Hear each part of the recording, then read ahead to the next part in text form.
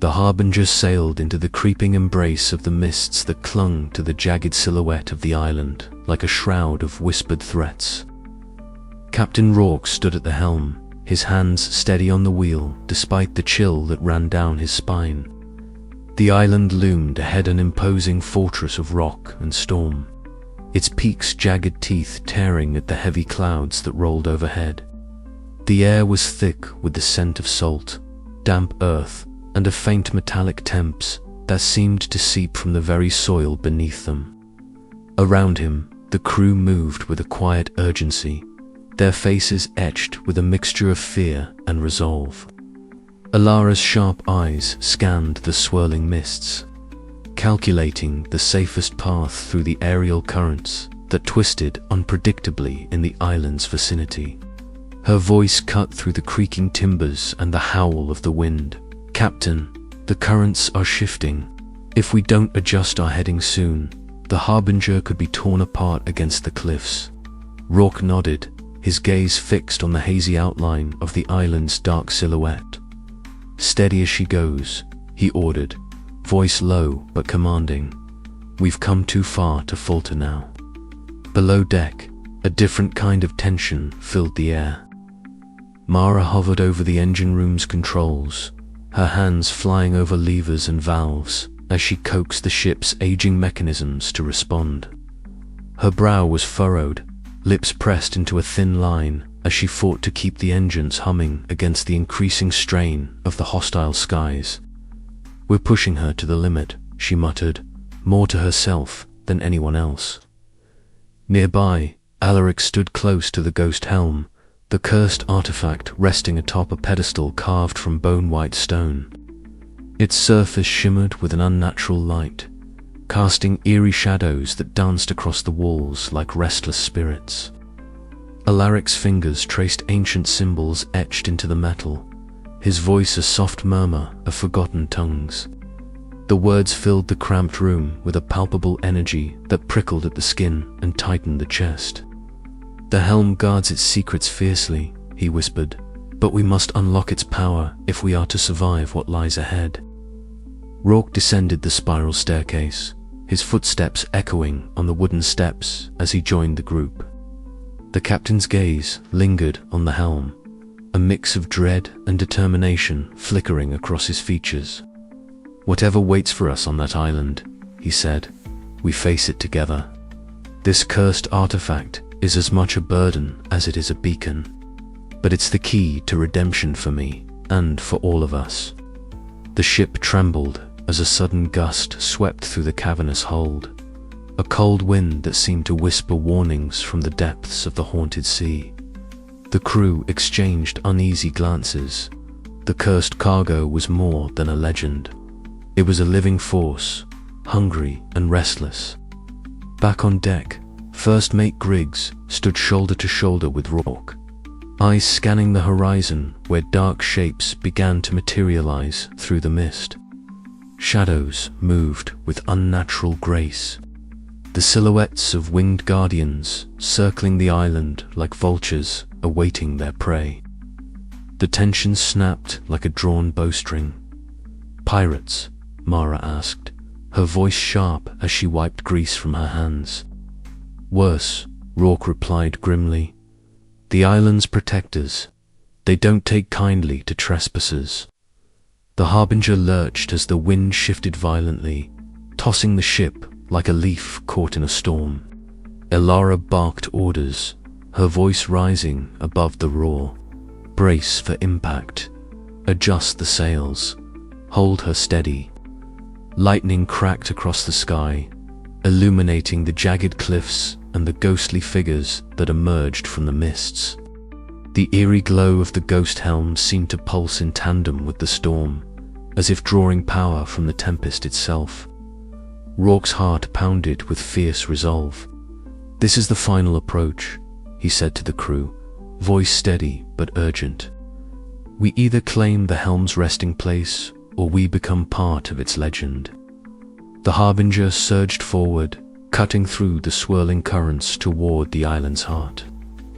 Around them, the skies roared with fury, and the fate of the ship and all aboard hung in the balance. As the ship neared the island, the crew braced themselves for the ultimate test. The forces guarding the Helm stirred, their spectral forms weaving through the storm clouds, ready to challenge anyone who dared to claim the cursed artifact. Rourke's gaze hardened. This was more than a mission. Now it was a reckoning. "Steady, all of you," he commanded, voice ringing with the weight of command and the fire of redemption. "We've sailed through hell to get here. We're not turning back." The Harbinger plunged into the storm's eye, light and shadow dancing across its battered hull.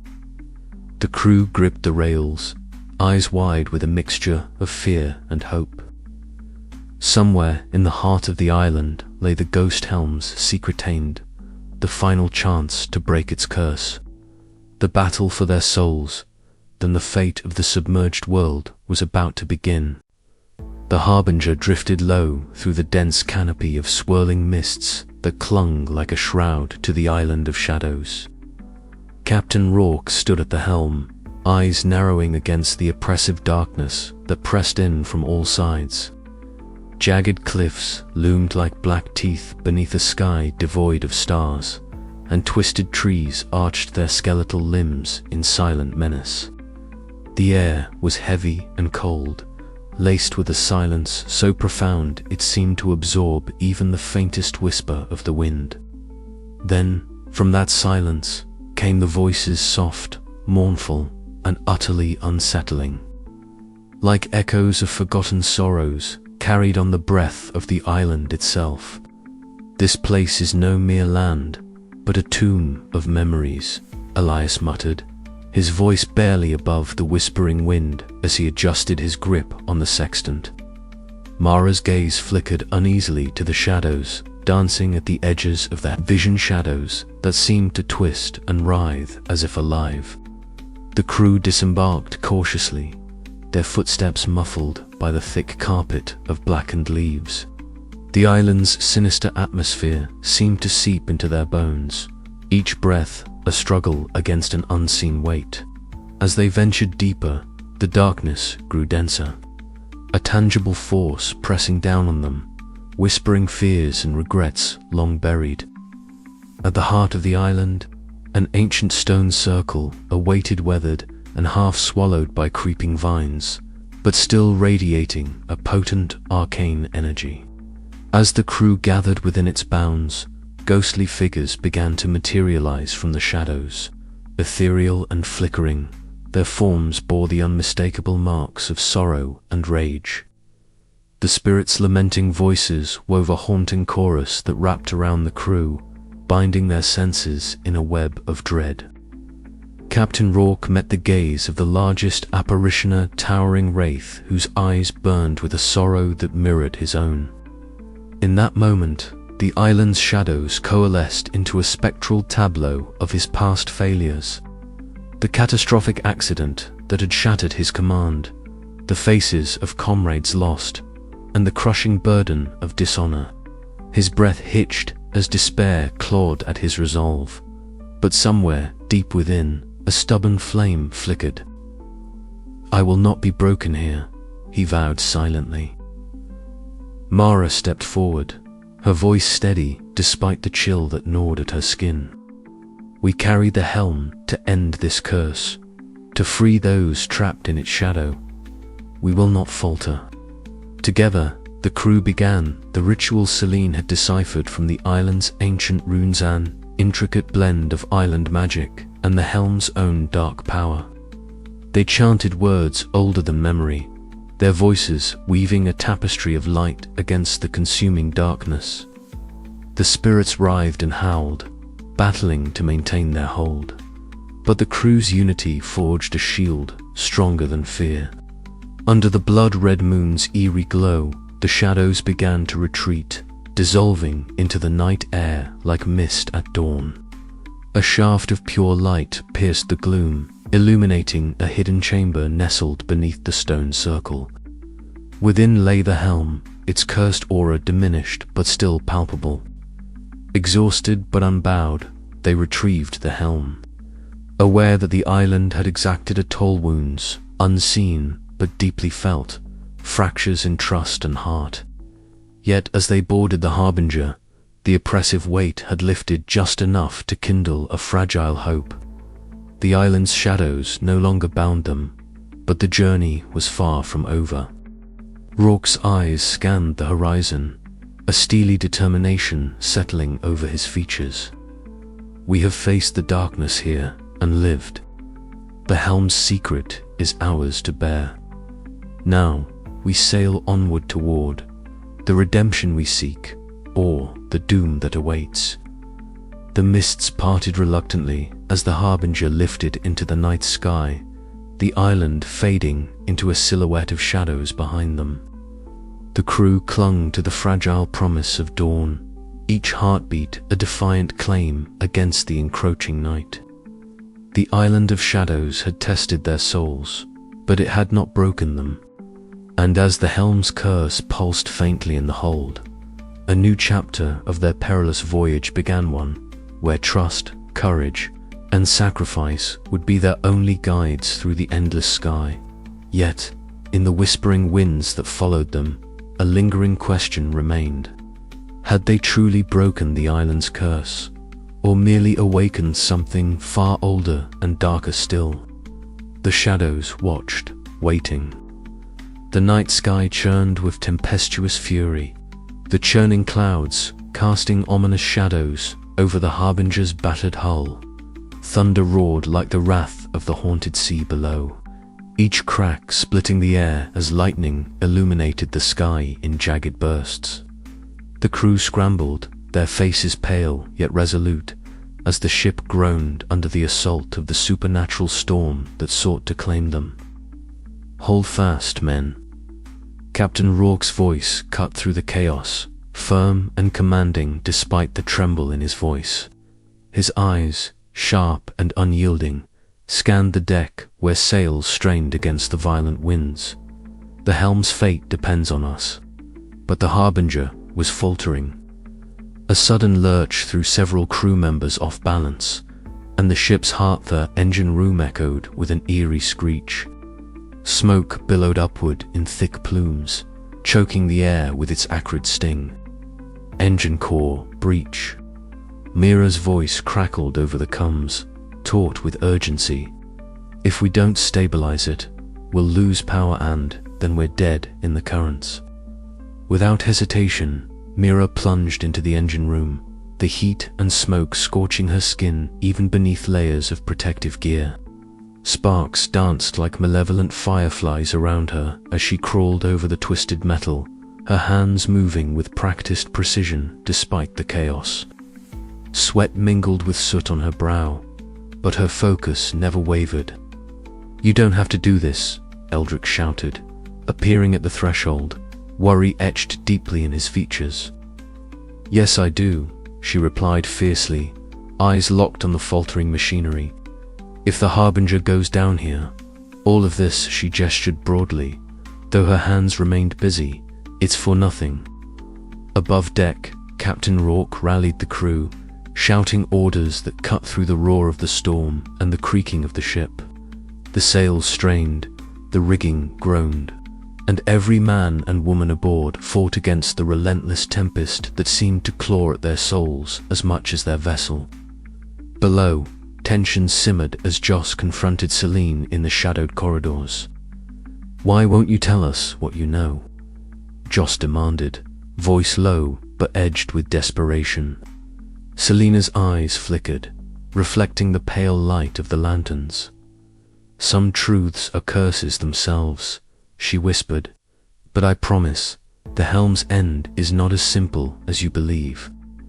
Their whispered exchange was fraught with suspicion, threatening to fracture the fragile trust the crew had forged.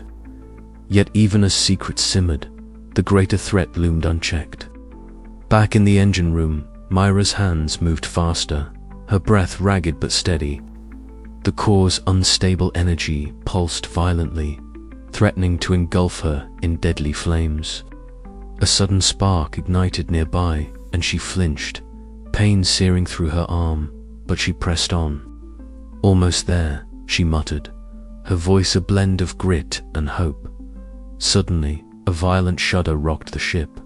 The storm outside reached a crescendo, lightning striking perilously close. The Harbinger lurched again, and Myra was thrown against the twisted metal. Pain exploded across her side, but she forced herself up, every movement a battle against exhaustion and injury. "Captain," Eldrick's voice crackled urgently through the cums. "You need to get her out of there." Rourke's jaw clenched. "Not until she says the engines are stable." Minutes stretched like hours as Myra worked, each second a gamble against disaster. Finally, a faint hum of steady power returned.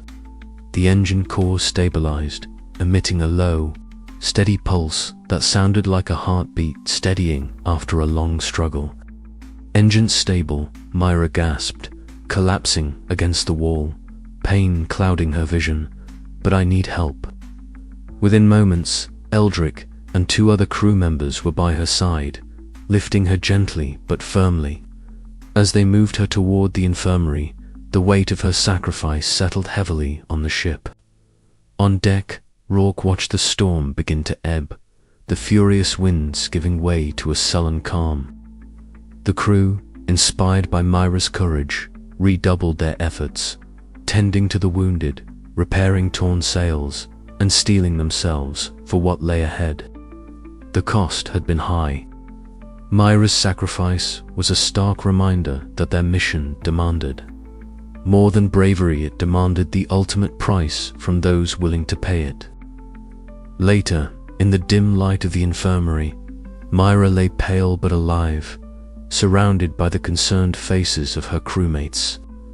Rourke stood nearby, his usual stoic mask cracked by a rare moment of vulnerability.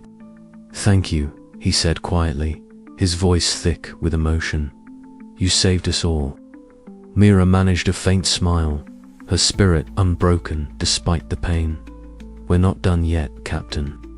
Outside, the skies remained restless, the haunted sea whispering its eternal menace. But within the Harbinger, a new resolve had taken root, a resolve forged by sacrifice and tempered by hope. As the ship sailed onward, toward the Helm's resting place, each creak of the timbers and gust of wind bore the weight of lives given and promises made. The journey was far from over, and the shadows of the curse still loomed. Yet, through the darkness, the flicker of redemption burned brighter than ever, and Captain Rourke, once dishonored and broken, found in those sacrifices the strength to lead not just toward a destination, but toward a future where the ghosts of their past might finally be laid to rest. The storm had passed, but the true tempest was only beginning. The creaking of the Harbinger mingled with the whispered prayers of its crew as they prepared for what lay beyond the horizon. Sacrifices had been made, bonds had been tested. Now, with hearts steeled and spirits entwined, they faced the endless sky together. The mist hung thick and cold as the Harbinger hovered above the hidden inlet, its battered hull creaking softly against the gusting currents. Below, the waters churned silently, veiling the secret cavern that had eluded so many before them. Captain Rourke stood at the prow, his gaze fixed on the faint glimmer of blue light seeping through the dense fog. The journey had been long and perilous. Every mile weighted with the ominous presence of the ghost helm, but now the end was near. "Steady, Joran," Rourke commanded, voice low but edged with steel. "We don't know what waits below." The navigator's fingers tightened around the wheel, eyes darting nervously to the swirling currents that seemed to whisper warning. "Aye, Captain, the currents here are fickle, but I've charted a course through the mist. We'll touch down gently." Alara stood nearby, her cloak pulled tight around her, eyes reflecting the eerie blue glow in the distance. She spoke softly, her voice carrying a weight that silenced the restless crew. The helm lies within. It is not mere legend. It is a relic of a power older than the skies themselves. The harbinger descended through the swirling fog, the air growing colder, charged with a palpable energy that set every hair on end. As the ship settled on the cavern's edge, the crew disembarked cautiously, their boots echoing faintly against ancient stone.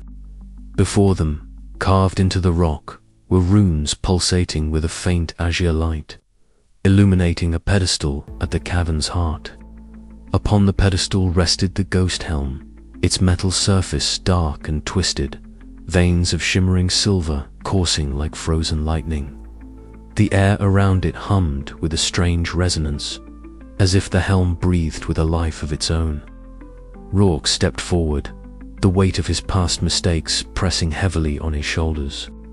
He reached out tentatively, but Elara's hand shot up to stop him. "Wait," she warned. "The curse is not just superstition. This helm was forged from the wrath of an ancient sky god, bound to doom any who carry it. To take it is to invite destruction." Joran and Milo joined them, their faces pale but resolute. Together, they began to study the runes, Elara tracing her fingers lightly over the stone inscriptions. "These markings speak of a pact," she explained, "a bargain struck between mortals and the heavens. The helm was created to command the skies, but at a terrible cost, it traps the souls of those who dare to wield it."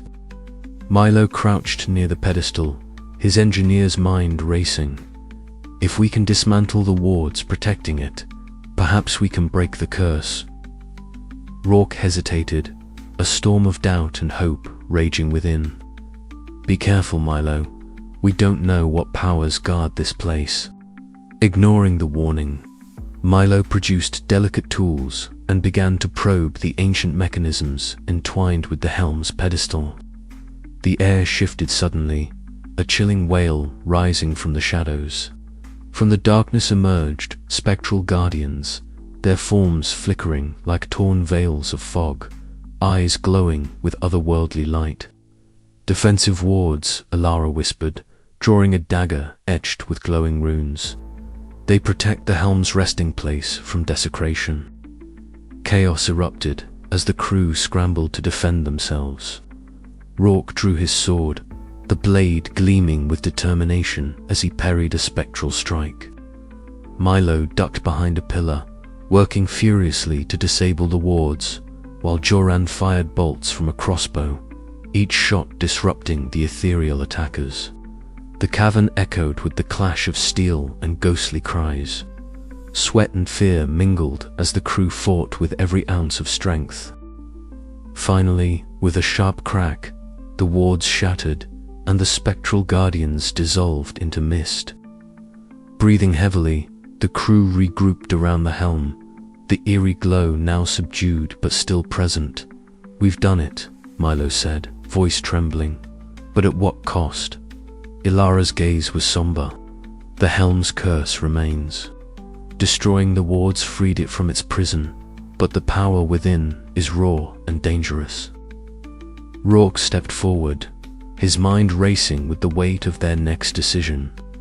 To destroy the helm was to risk losing a power that could change the skies forever. To keep it was to invite doom upon themselves and countless others. He looked to his crew, their faces weary but steadfast, and felt the burden of command settle once more. "We stand at a crossroads," he said quietly. "The choice we make here will define not just our fates, but the future of the submerged world." The cavern seemed to hold its breath as the crew debated, the whispers of the curse swirling around them like the mist outside. Shadows danced on the walls, and the helm's cold gleam promised either salvation or ruin. Rourke's hand hovered over the relic, the echo of his past mistakes mingling with the hope for redemption. The decision was theirs to break the cycle of doom or wield the helm's terrible power. The air grew thick with anticipation.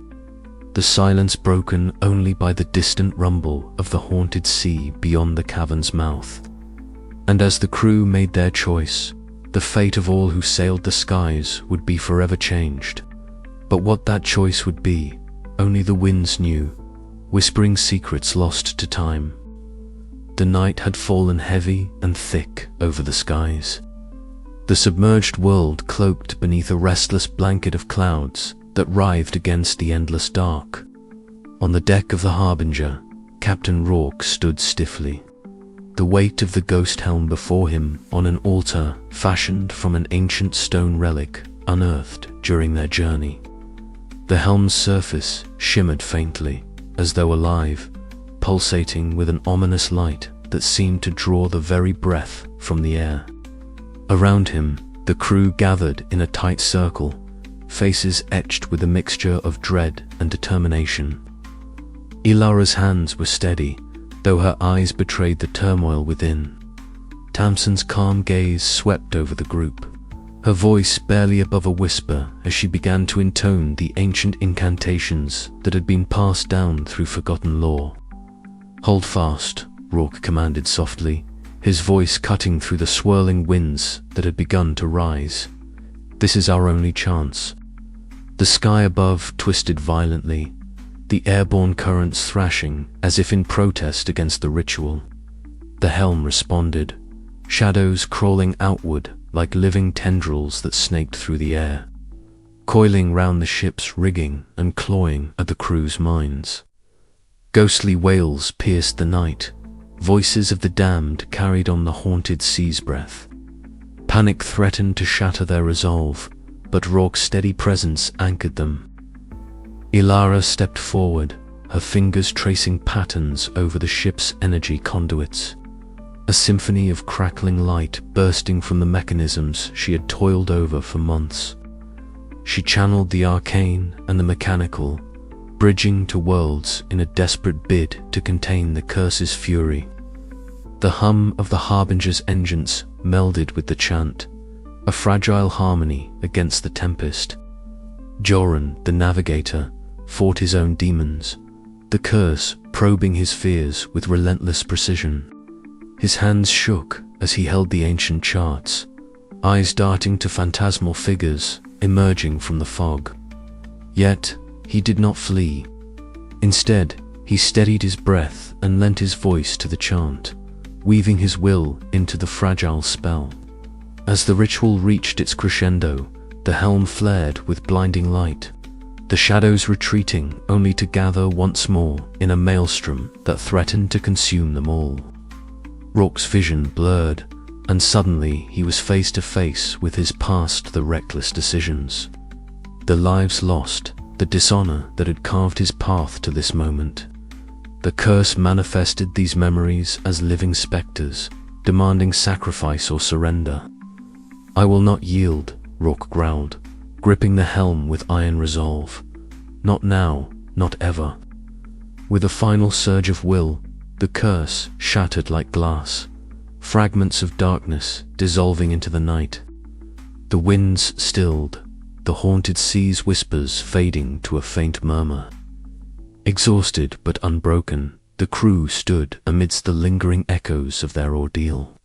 Yet, as dawn's first light kissed the horizon, a subtle tremor rippled through the helm's shattered remains, eerie reminder that some curses are never truly broken, only held at bay. The Harbinger's journey was far from over, and the skies awaited their next chapter. "We've bought ourselves time," Rourke said, voice low but resolute. "But the curse still lingers. We must be ready." The crew exchanged weary glances, understanding that the true battle was only beginning. Together, bound by sacrifice and hope, they prepared to face whatever storms the endless sky would throw their way. And so, beneath the vast, brooding heavens, the Harbinger sailed onward, carrying its burden, its scars, and the fragile flame of redemption flickering in the heart of its captain.